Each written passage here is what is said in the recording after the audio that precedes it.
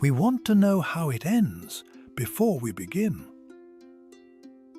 We run the scenarios, we prepare for every outcome, and still the not knowing sits in our chest like a stone we cannot put down.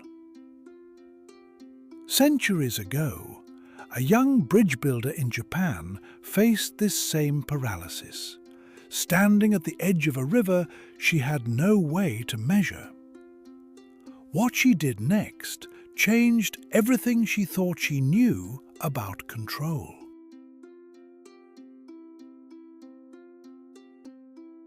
Her name was Sora. She had been assigned to build a bridge across the Kiso River at a place where it bent sharply around a limestone shelf. The commission came from the provincial magistrate, a crossing that would connect two villages and cut 3 days from the trade route. She was 28 years old, and it was the largest project she had ever been given.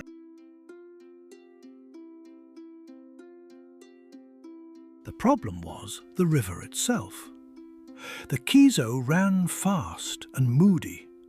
In dry season, it was shallow enough to wade. In the rains, it doubled, sometimes tripled, in width and force. She could not find two measurements that agreed. Every time she drove a stake and marked a depth, the water moved. She filled pages with calculations. She stayed up late. She started over. And then she stopped, because she realized she did not know where to begin.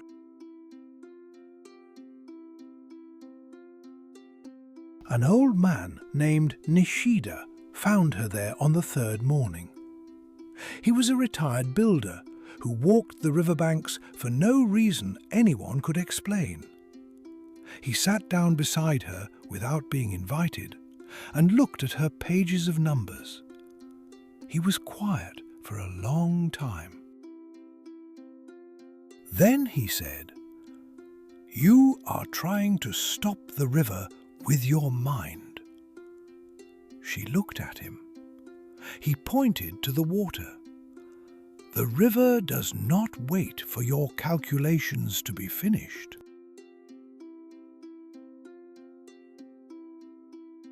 Nishida told her something he had learned over 50 years of building crossings. He said the greatest engineers he had ever known were not the ones who measured most carefully. They were the ones who could build something that could move with the river, flex in the flood, hold in the drought. They did not fight the uncertainty, they designed for it. "Stop asking what the river will be," he said. "Ask what a good bridge does in any water."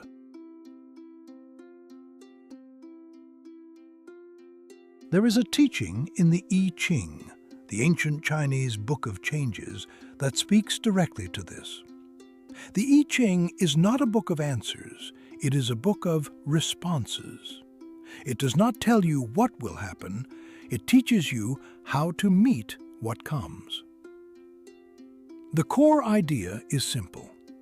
Change is not the enemy of stability. Change is the only constant, and the wise person does not try to prevent it. They learn to move inside it.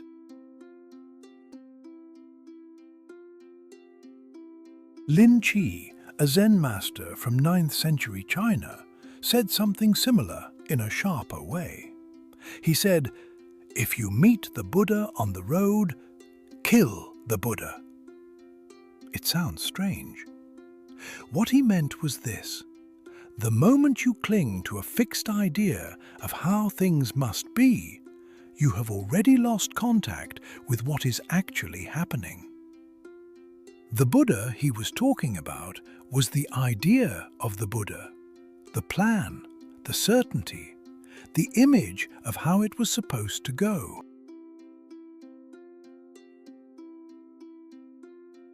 Sora went back to the river. But she brought something different this time. Instead of measuring what the river was, she studied what the river did.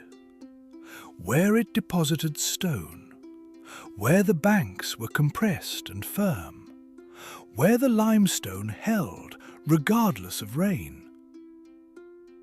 She stopped asking, "What is the safest number?" and started asking, "What shape survives?" She did not build the bridge she had planned. She built the bridge the river allowed.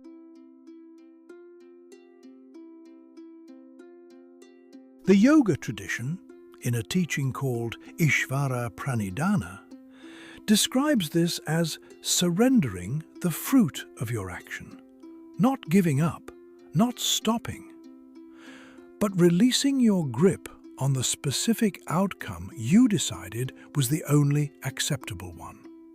You still act, you still build, but you hold the result more loosely, with open hands rather than clenched fists. The action stays. The anxiety about how it must turn out, that is what you let go. And in that release, something often becomes clear that was invisible before.